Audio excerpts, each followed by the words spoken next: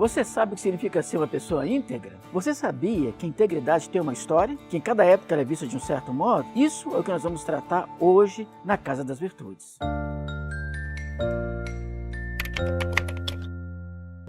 A primeira coisa a se dizer a respeito da integridade é que ela corresponde a uma ação que evidencia sempre a virtude moral. Ou seja, a pessoa faz alguma coisa que é apreciada por aqueles que estão à sua volta, considerado algo excelente. Isso, na verdade, tem uma história. Para vocês terem uma ideia, na antiguidade clássica, entre os mitos antigos, os mitos gregos, a ideia da integridade estava muito associada aos atos de heroísmo de um determinado herói. Só que quando o herói fazia um ato heróico, que era fruto da sua integridade interior, em geral, isso era determinado pelas divindades, que eram seres externos à pessoa. Teve gente que achou que isso não correspondia a uma boa ideia de integridade. A integridade deveria ser alguma busca interior do sujeito. Quando nós passamos a entender a integridade nesse outro ponto de vista, nós entramos em contato com a integridade sugerida pelos filósofos, ou seja, a ideia é que a pessoa mais íntegra é aquela que pensa de um modo correto, de um modo adequado, e faz com que a sua ação corresponda àquilo que a pessoa pensa no seu íntimo. É uma integridade resolvida pela razão.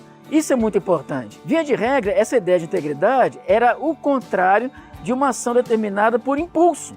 Uma pessoa que age só pelo impulso, só atendendo aos seus desejos, não conseguia agir de maneira íntegra, como no caso seria o desejo. Uma outra ideia é que a pessoa íntegra é uma pessoa cheia de brio, que lembra um pouco a coragem dos antigos. A pessoa cheia de brio é uma pessoa que age de maneira intensa. Ela sabe que aquela ação corresponde ao que ela sente no íntimo, então a sua ação é muito mais completa. Ela é uma ação inteira, porque é uma correspondência entre o que ela sente no íntimo e o que ela faz na prática diária. Algumas coisas práticas são muito importantes quando se pensa em termos de integridade. Uma dessas coisas práticas se refere à qualidade da ação. A pessoa que age de modo íntegro é uma pessoa cuja ação é uma ação qualitativamente boa, é uma ação importante. O que é interessante dessa ação é que as pessoas percebem e começam a identificar aquela pessoa como uma pessoa reta, uma pessoa integrada, uma pessoa inteira no seu modo de agir. Além do mais, a pessoa que é íntegra,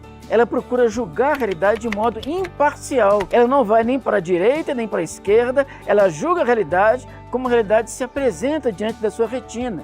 Isso, na vida, é tremendamente importante, porque faz com que a pessoa seja mais precisa no modo de compreender a realidade cotidiana. A pessoa que age com integridade, ela não age só em favor de si mesma, mas pelo contrário, a integridade se transforma em virtude moral porque a pessoa volta a sua ação na direção do outro. E ao voltar a sua ação na direção do outro, ela provoca uma circunstância tal que não só ela é beneficiada, mas esses outros também são muito beneficiados. Uma coisa que não se pode deixar de considerar é que a pessoa que age de modo íntegro é aquela pessoa que acaba sendo considerada pelos outros como uma pessoa inatacável. Ela se torna inatacável porque cada ação que ela faz há uma intenção justa.